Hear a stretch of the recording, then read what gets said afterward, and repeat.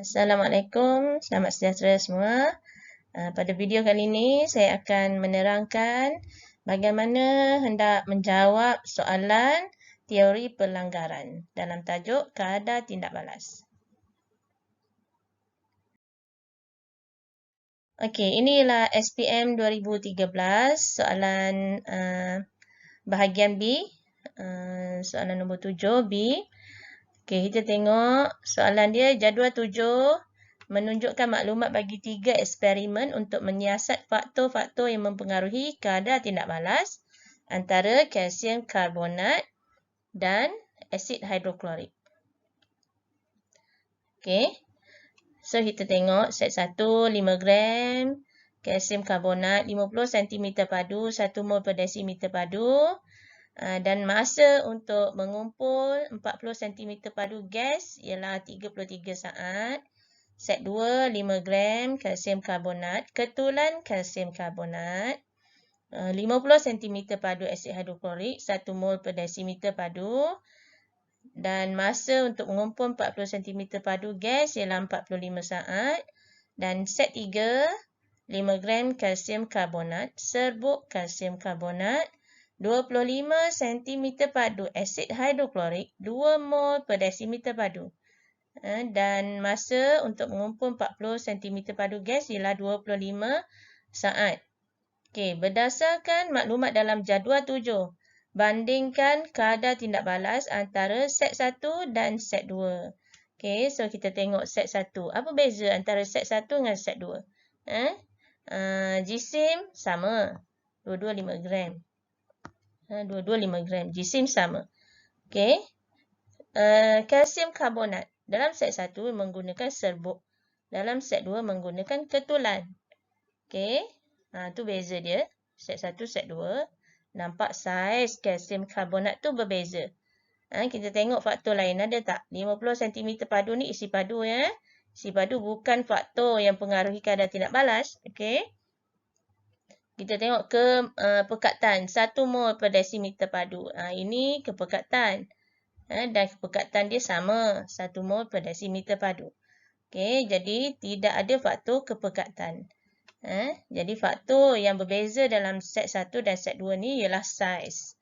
Jadi macam mana kita nak menerangkan teori pelanggaran sekiranya faktor saiz? Okey, kita tengok. Kita boleh jawab dalam bentuk jadual. Pelajar boleh jawab dalam bentuk jadual. Okey, soalan suruh bandingkan set 1 dan set 2. Jadi kita buat jadual macam ni. Okey, set 1 dan 2. Jadi perbandingan kita tadi ialah saiz kalsium karbonat. Jadi kita tulis tajuk saiz kalsium karbonat.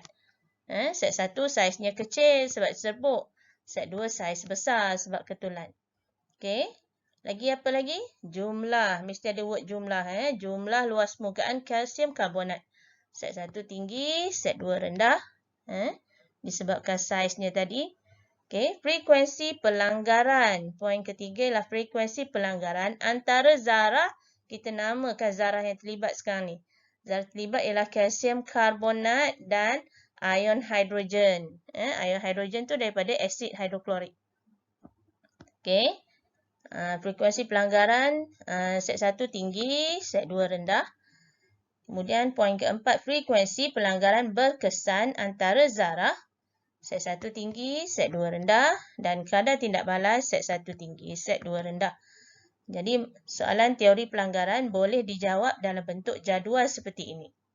Okey.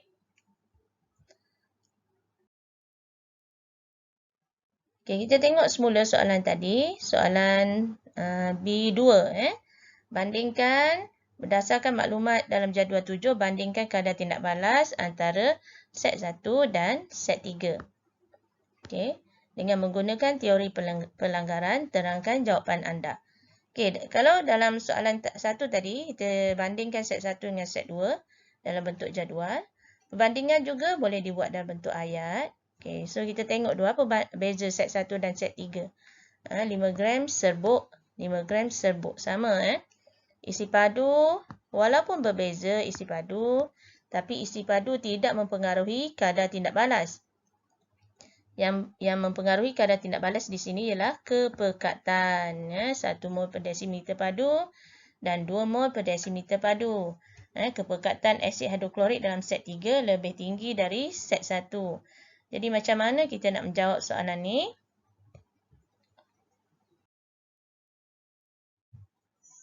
Okay, so poin pertama ialah kita bandingkan faktor. Kepekatan asid hidroklorik dalam set 3 lebih tinggi berbanding set 1. Bilangan ion hidrogen, sebab ini asid, ion hidrogen per unit isi padu dalam set 3 lebih tinggi.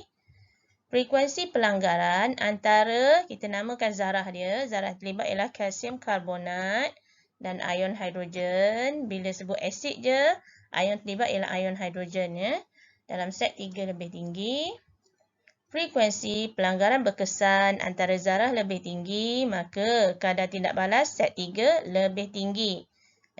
Mesti sebut perkataan lebih sebab kita membandingkan. Dan bila kadar kita menggunakan perkataan tinggi atau rendah. Tak boleh guna perkataan cepat, lambat, perlahan. Tak boleh, kadar.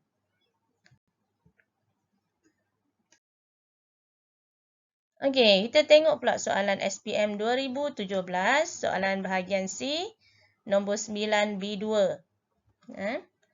Persamaan kimia di bawah menunjukkan tindak balas antara gas hidrogen dan gas klorin untuk menghasilkan hidrogen klorida.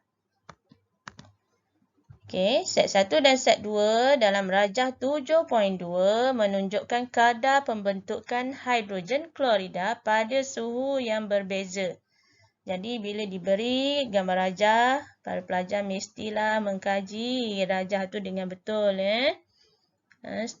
Tengok betul-betul rajah ni. Okey. So, dalam set 1 diberi suhunya X cm padu. Set 2 ialah suhu X darjah Celsius. Set 2 Y darjah Celsius. So, di sini juga diberi jam randik menunjukkan masa ni. Ni semua masa.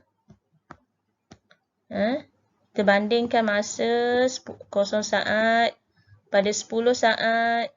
Pembentukan molekul hidrogen klorida. Nampak? Ini simbol hidrogen klorida. Lebih tinggi. 20 saat pembentukan molekul hidrogen klorida lebih tinggi dalam Y darjah Celsius. Okey. Jadi ini ialah faktor suhu. Dan kita tahu kalau suhu lebih tinggi maka kadar tindak balas lebih tinggi.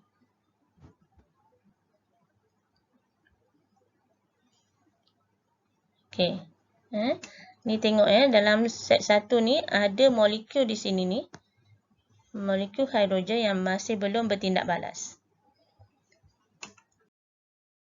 Okey. Jadi sekiranya faktor suhu, bagaimana kita nak jawab dia? Okey, soalan 1 ni sebenarnya saya tak nak bincangkan soalan 1. Jika suhu 30-40, maka kita tahu tadi suhu yang tinggi ialah set 2 tu. Y ialah 40, X ialah 30. Jadi saya nak menjawab soalan yang kedua ni dengan merujuk pada teori pelanggaran, terangkan mengapa terdapat perbezaan dalam kadar pembentukan gas hidrogen klorida dalam set 1 dan set 2.